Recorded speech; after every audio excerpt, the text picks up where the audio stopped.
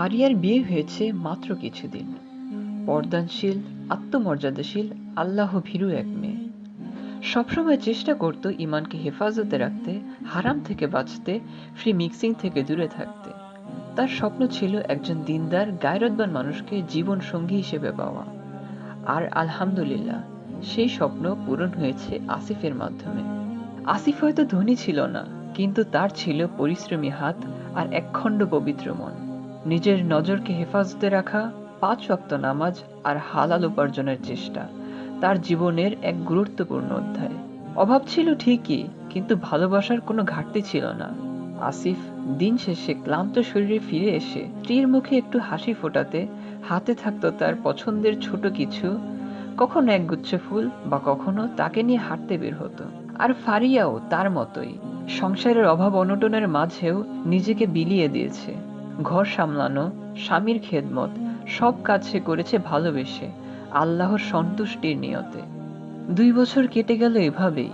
তারপর একদিন ঘরে আসে এক টুকরো আলো, এক ফুটফুটে সন্তান। সেই দিন তাদের চোখে ছিল শুধু খুশির অশ্রু। তবে সন্তান জন্মের পর আয়নার সামনে দাঁড়িয়ে ফারিয়া নিজের চেহারার ক্লান্তির ছাপ দেখে। দাগ, রুক্ষ ভাব, যেন নিজেকে হারিয়ে ফেলেছে সে। আসিফ তা বুঝতে ভুল করে না। সে জানে এই নারী তার জীবন সঙ্গী, তার সন্তানের মা। তার মুখের মন খারাপ সে সহ্য করতে পারে না। একদিন হঠাৎ বাসায় ফিরেই আসিফ ফারিয়ার হাতে তুলে দেয় একটা ছোট্ট গিফট বক্স। ফারিয়ার কৌতূহল বেড়ে যায়, জিজ্ঞেস করে কি আছে এখানে। আসিফ মুচকি হেসে বলে, তুমি নিজেই দেখো। বক্স খুলে প্রথমেই ফারিয়া পায় একটা ছোট্ট চিরকুট। চিরকুটে লেখা ছিল, তুমি শুধু আমার সন্তানের মা নও, তুমি আমার জীবন সঙ্গী।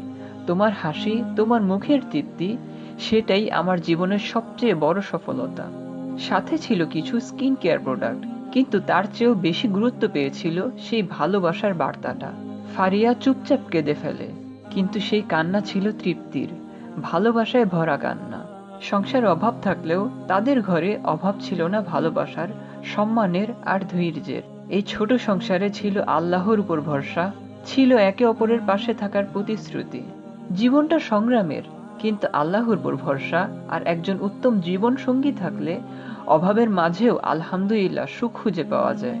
আল্লাহ আমাকে এবং আপনাদের সকলকে উত্তম জীবন সঙ্গী দান করুক, যিনি শুধু ভালোবাসবেন না, বরং ইমানের হাত ধরে জান্নাতের পথে নিয়ে যাবেন। স্টোরি টেলিংটি কেমন লাগলো অবশ্যই কমেন্ট করে জানাবেন। আর যদি স্টোরি টেলিংটি ভালো লেগে থাকে, দয়া করে পোস্টটিতে একটি লাইক এবং পোস্টটি শেয়ার করে দিবেন। আর এরকম আরো স্টোরি শুনতে চাইলে দিয়ে লিগেন্সিয়াকে